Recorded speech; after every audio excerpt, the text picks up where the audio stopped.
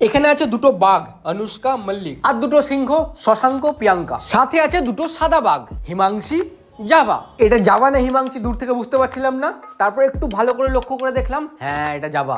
একটা বাঙালি লেপার্ডও দেখলাম, যেটা দুপুরবেলায় ভাত ঘুম দিচ্ছে।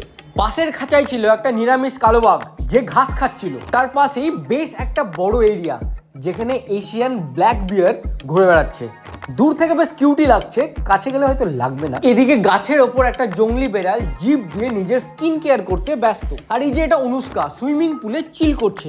আরে পোজ দিয়ে লাভ নেই রে, ভিডিও করছি, ছবি তুলছি না। এই খাঁচায় বসে আছে মল্লিক, মালিকের মতো ঠাড়বা। লেপার্ড ক্যাটটাও ঘুমোচ্ছে গাছের ওপর, অ্যাজ এক্সপেক্টেড। ও বাবা, প্রিয়াঙ্কা তো এখানে লুটপুট গিয়ে গানে ডান্স করছে। আর দর্শককে পাশের খাঁচা থেকে শশাঙ্ক, এটাকে তো তোমরা চেনোই, বাঙালি শিয়াল। আরে এরা আবার হাতির কান ধরে, ও এটা নকল হাতি, আসল হাতি তো এটা। এটা হলো ভগবান Birsa biological park, location Jharkhand. আর চললাম, আবার দেখা হবে, টাটা।